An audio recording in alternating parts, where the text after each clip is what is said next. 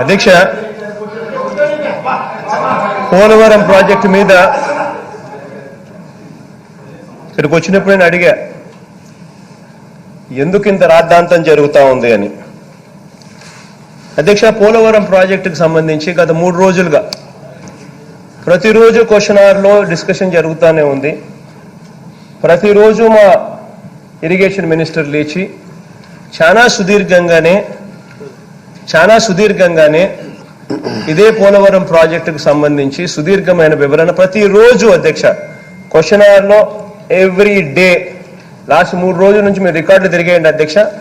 3 రోజుల నుంచి ప్రతిరోజు ఇరిగేషన్ మినిస్టర్ ఇదే పోలవరం ప్రాజెక్టుకు సంబంధించి ప్రతిరోజు చెప్పిన వివరణే చెప్తా ఉన్నాడు. అంటే ప్రతిరోజు ఇట్ ఇస్ ద సేమ్, వివరణలో ఏమి మార్పు అనేది ఉండదు. కారణం ఏంటనంటే పోలవరం ప్రాజెక్ట్ అనే విషయంలో పూర్తిగా స్కాములతో కూడిన పోలవరం ప్రాజెక్టును చేశారు. ఇదే పోలవరం ప్రాజెక్టుకు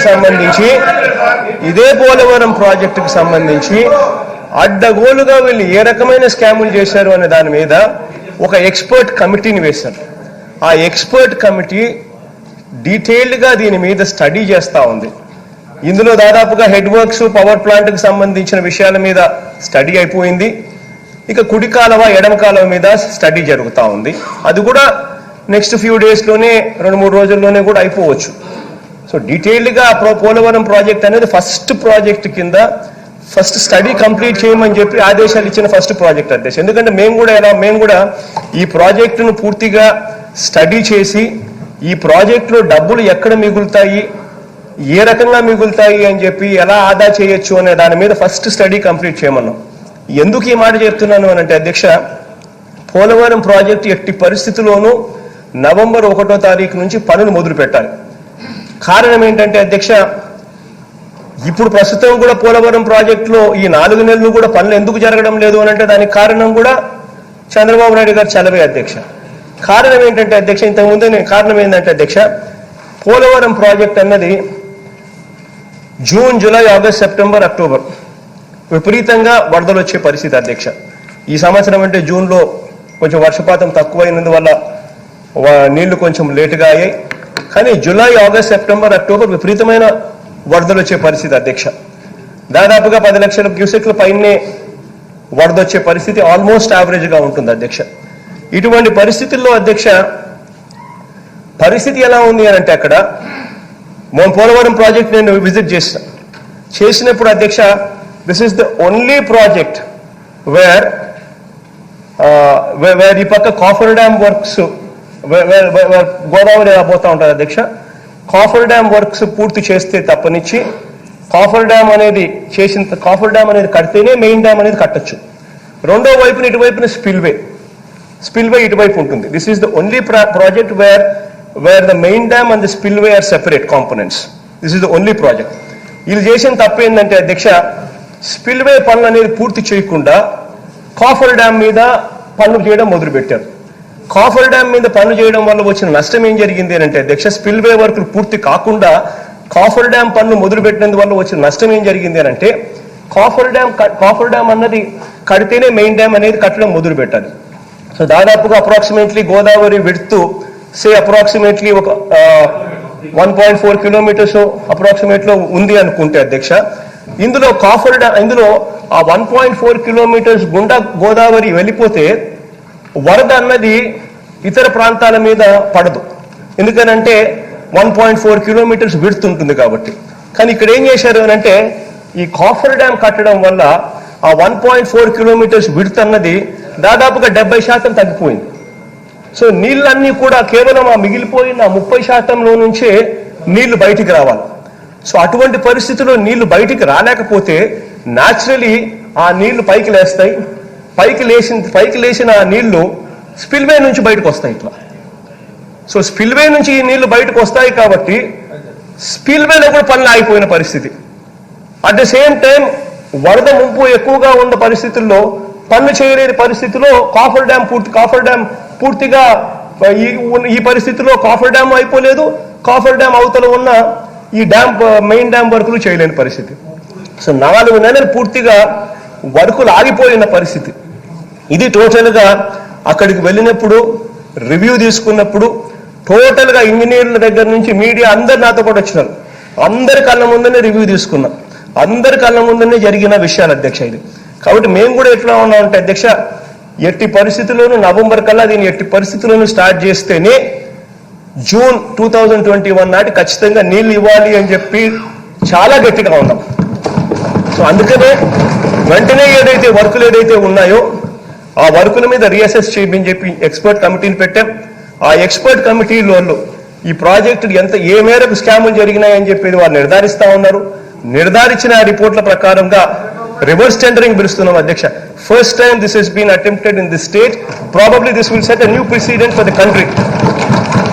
టోటల్ గా ఆ పోలవరం ప్రాజెక్టుకు సంబంధించినంత వరకు ఏ రకమైన పనులలో వాళ్ళు పిలిచిన రేట్ ఎంత అని చెప్పి కోట్ చేస్తా ఉన్నాం అధ్యక్ష. దిస్ రేట్ ఏదైతే ఉంటుందో ఆ రేటు ప్రకారం ఆ రేటును పెట్టి ప్రీ క్వాలిఫికేషన్ క్రైటీరియాను రిలాక్స్ చేసి ఎక్కువ మందిని పార్టిసిపేట్ చేసేట్టుగా చేస్తా ఉన్నాం. ఈ రేట్ ఏదైతే పెడతా ఉంటామో వాళ్ళు ఏదైతే కోట్ చేసినారో అదే రేటు పెడతాం అధ్యక్ష. పెట్టిన తర్వాత టైం ఇస్తాం. టైం ఇచ్చిన తర్వాత ఎవరైనా కూడా ఆ రేటు కాంపిటేటివ్ గా ఆ రేటుకు కోట్ చేయొచ్చు. ఆ రేటుకు కోట్ చేసిన తర్వాత ఏ రోజైతే కాంట్రాక్ట్ టెండర్లు ఓపెన్ చేస్తారో ఓపెన్ చేసి అంతా ఆన్లైన్ అధ్యక్ష. ఓపెన్ చేసి ఆ రోజు బిడ్డింగ్ ప్రాసెస్ పెడతాం. బిడ్డింగ్ ప్రాసెస్ పెట్టి ఎవరైతే L1 గా ఇంతకు ముందు కోట్ చేసి ఉంటారో ఆ రేటు ఫ్లాష్ అవుతా ఉంటుంది. ఆ రేటు కన్నా తక్కువగా ఎవరైనా కూడా పార్టిసిపేట్ చేసిన వాళ్ళు ఎవరైనా కూడా ఆప్షన్ లో పార్టిసిపేట్ చేయొచ్చు. పార్టిసిపేట్ చేసి ఎవరు ఎంత తక్కువ రేటు కోట్ చేస్తారో మనకు కనిపిస్తూ ఉంటుంది అధ్యక్ష. కనిపించిన మేరకు ఎవరైతే ఎంత తక్కువ రేటు కోట్ చేస్తారో వాళ్లకు వర్కులు ఇచ్చే కార్యక్రమం చేయబోతా ఉన్నాం అధ్యక్ష. దీనివల్ల నాకున్న ప్రిలిమినరీ అసెస్మెంట్ రిపోర్ట్లు అధ్యక్ష అధికారులతో మాట్లాడితే కనీసం అంటే 15 నుంచి 20% మధ్య కనీసం అంటే మిగులుతుంది అని చెప్పి అధికారులు పూర్తిగా చెప్తా ఉన్నారు అధ్యక్ష. అంటే ఏ లెవెల్ ఆఫ్ స్కామ్ జరుగుతుందో చూడండి అధ్యక్ష. 6,500 కోట్ల రూపాయల వర్కుల్లోనే దాదాపుగా 15% నుంచి 20% మిగిలే పరిస్థితి ఉంది అని అంటే దాని అర్థం ఏంటంటే దాదాపుగా 1,500 కోట్ల రూపాయలు కనీసం ఇక్కడే 6,500 ఇంటూ కనీసం 15 నుంచి 20% అంటే కనీసం 1,500 crores, కనీసం 1,500 కోట్లు మిగిలే పరిస్థితిలో ఆ చిన్న వర్క్లోనే 1,500 కోట్లు మిగిలే పరిస్థితిలో కనిపిస్తా ఉన్నాయంటే ఒక్కసారి అర్థం చేసుకోండి అధ్యక్ష. అధ్యక్ష ఇదే పోలవరం ప్రాజెక్టులో ఏ స్థాయిలో కరప్షన్ జరిగింది అని అంటే అధ్యక్ష నామినేషన్ పద్ధతిలో అధ్యక్ష వీళ్ళకి సంబంధించిన ఇష్టం వచ్చిన కాంట్రాక్టర్లను తీసుకొచ్చి ఇక్కడ పెట్టారు అధ్యక్ష. నామినేషన్ పద్ధతిలో సబ్ కాంట్రాక్టర్లు అన్న ముసుగులో వీళ్ళకి నచ్చిన వాళ్ళని తీసుకొచ్చి నామినేషన్ పద్ధతిలో వర్కులు ఇచ్చారు అధ్యక్ష. ఇచ్చింది ఎవరైనా తెలుసా? దాంట్లో ఎవరైనా ఉన్నారో తెలుసా అధ్యక్ష? సాక్షాత్తు చంద్రబాబు నాయుడు గారికి మంత్రివర్గంలో ఫైనాన్స్ మినిస్టర్ గా పనిచేసిన యనమల రామకృష్ణుడు గారు వియంకుడు కూడా చివరికి సబ్ కాంట్రాక్టర్ గా అక్కడ పోలవరం ప్రాజెక్ట్ లో పనిచేస్తా ఉన్నాడు అధ్యక్ష. అది ఎన్హాన్స్డ్ రేట్స్ పెంచిన రేట్లు ఎన్హాన్స్డ్ రేట్స్ లో పనిచేస్తా ఉన్నారు అధ్యక్ష. ఇవన్నీ కూడా అక్కడ జరుగుతా ఉన్న నేపథ్యంలో ఎంతటి దారుణమైన స్కామ్లు జరుగుతా ఉన్నాయన్న నేపథ్యంలో అక్కడ ఇంకా అధ్యక్షంగా ఒక అడుగు ముందుకు వేస్తే ఆ పవర్ ప్లాంట్ కి సంబంధించి జెన్కో ద్వారా వీళ్ళకి కావాల్సిన నవయుగ అనే కంపెనీకి ఇచ్చారు అధ్యక్ష వర్కులు. ఆశ్చర్యం ఏమిటో తెలుసా అధ్యక్ష, ఇంతవరకు వర్కులు స్టార్ట్ కాల, ఇంతవరకు డిజైన్స్ ఫైనలైజ్ కాల, ఇంతవరకు వర్కులు స్టార్ట్ కాల. కనీసం ఒక అడుగు ఒక ఇటుక వల్ల 724 కోట్ల రూపాయల అధ్యక్ష అడ్వాన్స్ మొబిలైజేషన్ అడ్వాన్స్ కింద ఇచ్చారు అధ్యక్ష. ఏ స్టేజ్లో జరుగుతూ ఉందంటే అధ్యక్ష దాంట్లో స్కాములు అవన్నీ కూడా ఎక్స్పర్ట్ కమిటీ చేస్తా ఉంది. ఎక్స్పర్ట్ కమిటీ నివేదిక ఇస్తా ఉంది. ఆ రిపోర్ట్లు బయటకు వస్తా ఉన్నాయి.